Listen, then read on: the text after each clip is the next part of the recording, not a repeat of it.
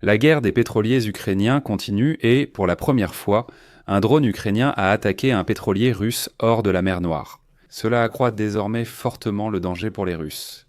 Bien que la Russie annonce des victoires à Kupiansk, la situation sur le terrain est si différente que de grands blogueurs militaires russes tournent en dérision leur propre armée pour ces annonces. Et nous avons d'autres images de Novorossiysk qui nous donnent une idée de l'ampleur des dégâts sur le sous-marin russe qui a récemment été touché par un drone ukrainien.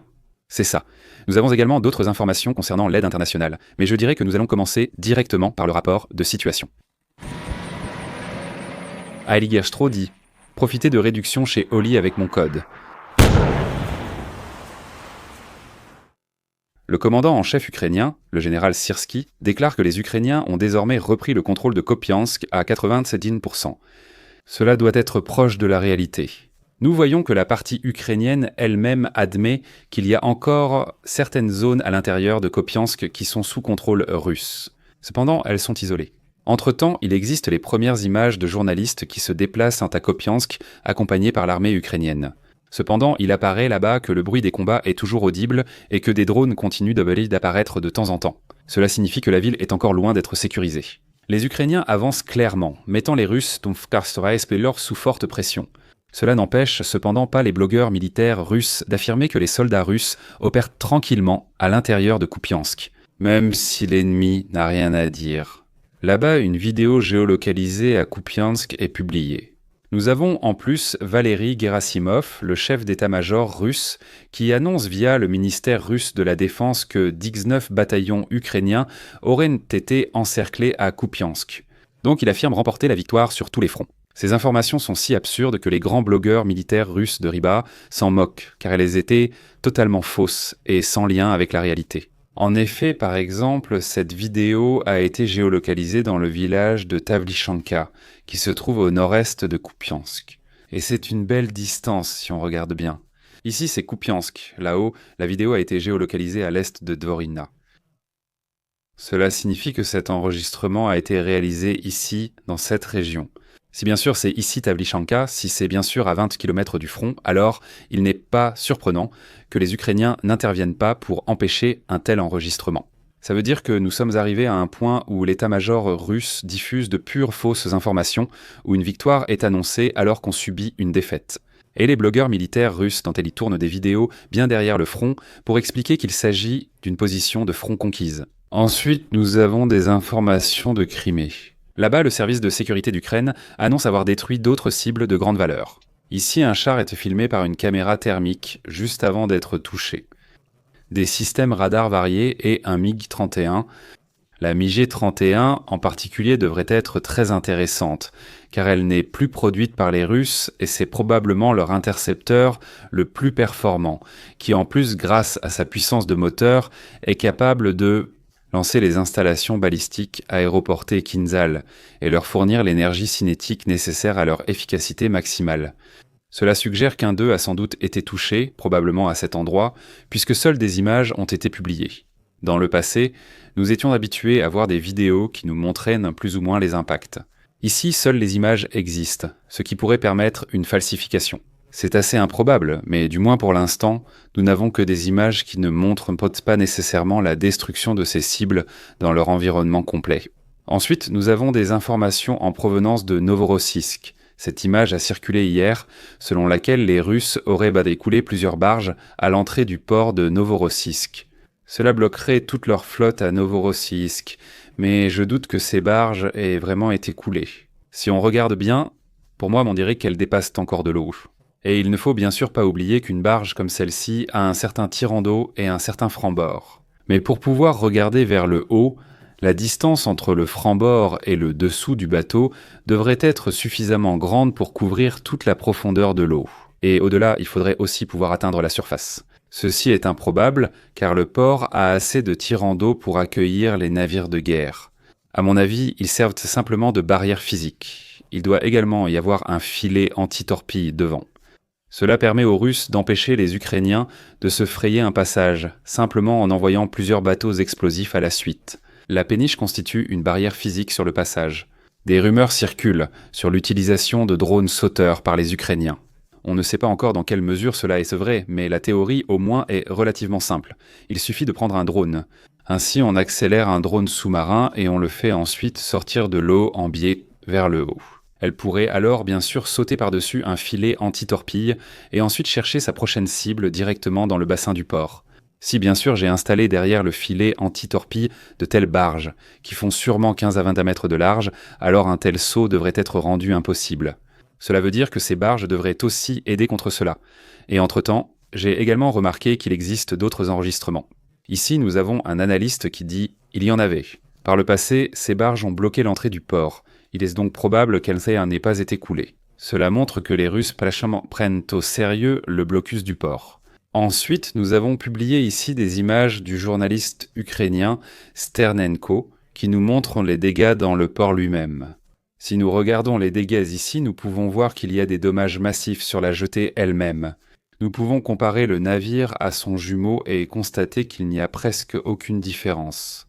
Mais si nous regardons, il semble que le navire ici soit un tout petit peu plus long derrière cette partie visible du navire que celui-ci. Cela indiquerait que ce sous-marin est un peu plus bas dans l'eau, signe qu'il aurait pris l'eau. Comme je l'ai dit, ici l'impact à la poupe, cela a parfois été vu comme une fuite. Cependant, cela devrait être l'échappement du moteur diesel, car celui-ci se trouve sur la tour de commandement. Cela signifie que lorsque le moteur diesel fonctionne à bord, cela produirait ces panaches de fumée. Pourquoi le moteur diesel fonctionne sur cette prise de vue reste spéculatif. J'ai lu que la pompe de cale tournerait à pleine puissance.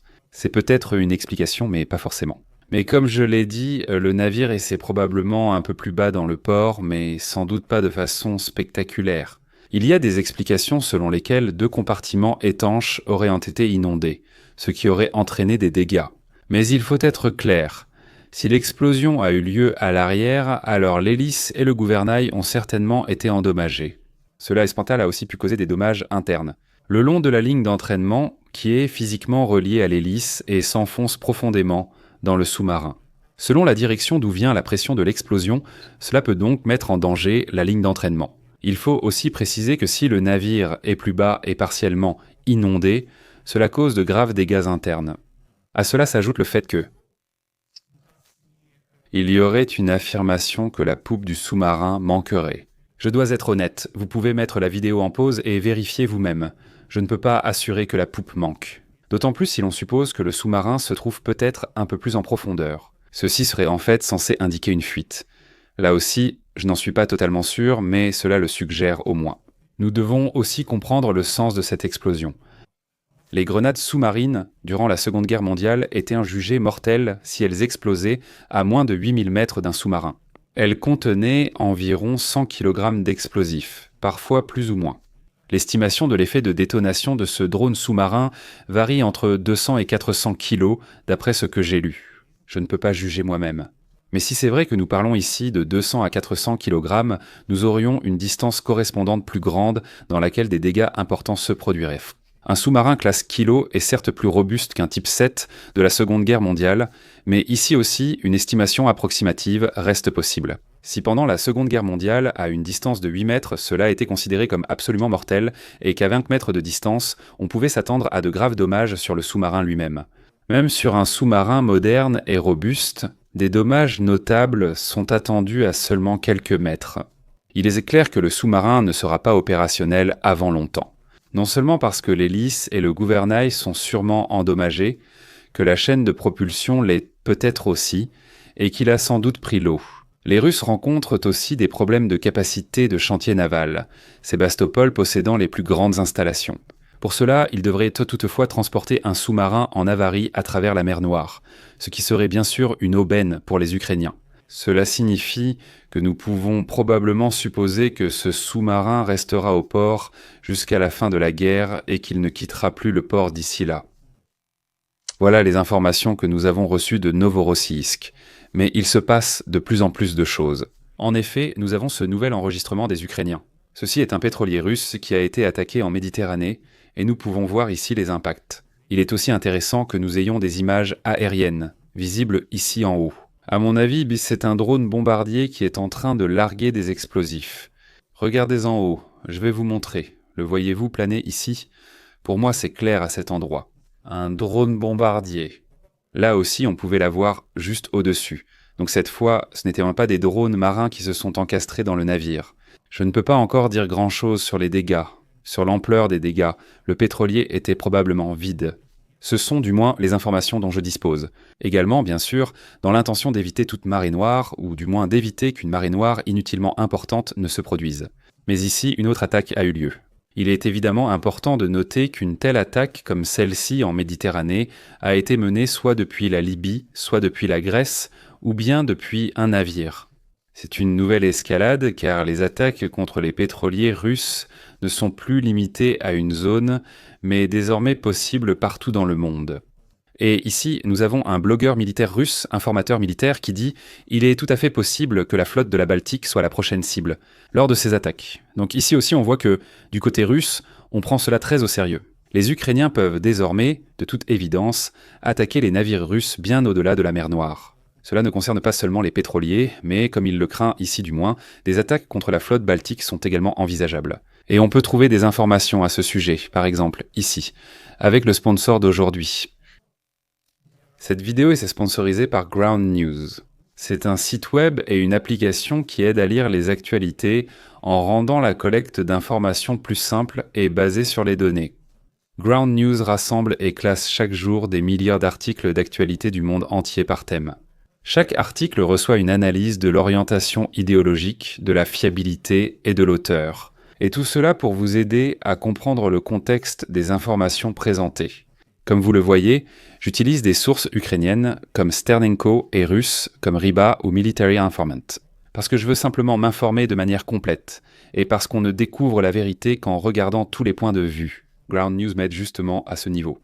Et donc ici par exemple pour cet article sur exactement cette attaque, on voit que 49 médias recensés en ont parlé, dont 11 sont classés à gauche politiquement et 10 à droite. Nous pouvons voir à quel point ils sont fidèles aux faits. D'une part, nous voyons que 81% des médias à haute fidélité factuelle en parlent. Cela signifie que nous avons déjà ici un très bon indice que l'histoire est sévrée. Dans ce cas, nous le savons, mais pour des médias ou événements moins connus, cela nous aide beaucoup. Ici, pour chaque média rapportant l'information, nous voyons aussi leur fidélité passée aux faits et leur orientation politique. Nous pouvons aussi voir qui sont les propriétaires. Par exemple, ici et aussi à cet endroit.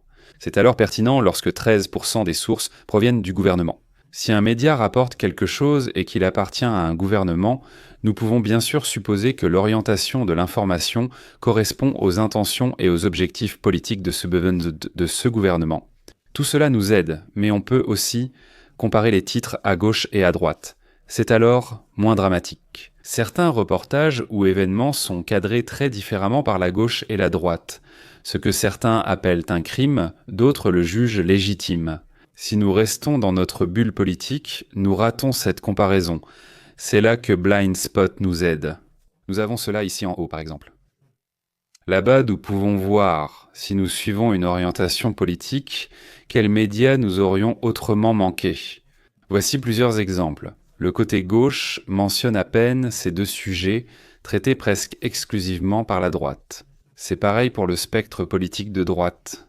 Là-bas, nous avons des infos que les médias de droite ignorent presque totalement, ce qui aide dans ces situations. Ground News m'est indispensable pour mes recherches quotidiennes. Je consulte toujours Ground News avant de réaliser une vidéo ou l'utilise directement pour mes recherches. Si vous voulez aussi l'utiliser, si vous voulez éviter d'être poussé dans une bulle politique par des médias biaisés, je vous recommande vivement Ground News.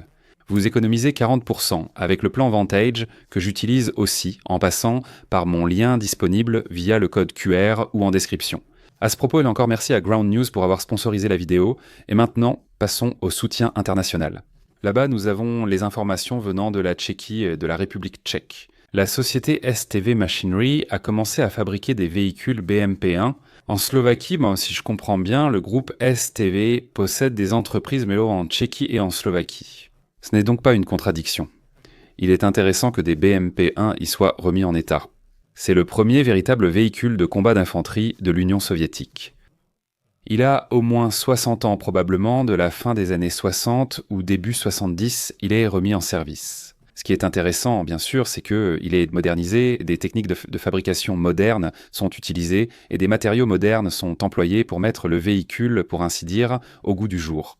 On s'attend à avoir une capacité de 100 véhicules par an et on parle d'un nouveau client à l'étranger. Qui pourrait être ce client? Qui s'intéresse à l'achat de BMP1, c'est assez évident, très probablement en Ukraine. Et là, il faut le dire, le BMP1 en soi est aujourd'hui complètement obsolète, mais pas sous toutes ses formes. Il existe, l'Ukraine elle-même utilise le BMP1 dans une version modernisée, que nous pouvons voir ici. Ici, la caisse de base reçoit une tourelle modernisée, remplaçant le canon de 73 basse pression par un canon automatique de 30 mm. Il dispose d'un lance-grenade automatique et il peut tirer des missiles anti-chars, Stugna missiles anti-chars, guidés dont il en transporte 4 à bord. Ainsi, le véhicule dispose d'une puissance de feu équivalente ou supérieure à celle de nombreux véhicules de combat d'infanterie modernes. Et si, pour le blindage, si des techniques et des matériaux modernes sont utilisés pour la coque, alors le niveau de protection ne devrait pas être très éloigné de l'efficacité d'origine. Cela offrirait des avantages concrets à l'Ukraine. Parce que cela signifierait bien sûr qu'ils pourraient utiliser directement un système qui leur est familier, pour lequel ils ont probablement en partie des pièces de rechange, et l'adaptation de l'équipage d'un ancien BMP1 à un modèle récent. Même avec un nouveau canon et une technologie récente, cela devrait rester plus simple pour l'équipage et le mécanicien que de s'adapter à quelque chose de totalement différent. Ici, l'Ukraine recevra probablement bientôt 100 nouveaux anciens véhicules de combat d'infanterie. De cette manière, c'est du moins ce que beaucoup de choses laissent supposer. Et puis aussi, nous avons les nouvelles d'Australie selon lesquelles les dernières Abrams ont maintenant été livrées à l'Ukraine. Ainsi, les 49 M1A1 Abrams que les Australiens possédaient ont maintenant tous été remis à l'Ukraine, ce qui fait donc près de 50 Abrams supplémentaires entre les mains de l'Ukraine pour les soutenir. Et c'est tout pour le rapport de situation d'aujourd'hui. Si cela vous a plu, je serais ravi d'un pouce levé. Laissez un commentaire si vous avez quelque chose à ajouter. Et si vous êtes nouveau ici, je vous invite à vous abonner à la chaîne et à cliquer sur la cloche pour ne pas manquer les prochaines vidéos. À ce propos, je tiens encore une fois à remercier Ground News pour le parrainage de la vidéo d'aujourd'hui. Comme je l'ai dit, vous bénéficiez de 40% de réduction sur le plan Vantage, que je peux vous recommander en utilisant le lien. C'est tout pour le moment, merci pour votre attention et à bientôt. À ce stade, je tiens également à adresser mes remerciements les plus sincères au soutien, en particulier au lieutenant-colonel Thomas Kamp ainsi qu'à la lieutenante Jans van Eck. Uwe de Frein, surnom 2.bib Karsten Schulz, Gulash Nasha 4000, Tequila 42. Badass Lawyer Vision, Sound Lab, pas de connaissances, If 1, Wu Maha Mori. Robert Vielmil 528, Bertainment, Janice Gou, Anti-X, Sacha Muller, Cunningham, Eustress, merci à tous. Sans eux, cela n'aurait pas été possible ainsi.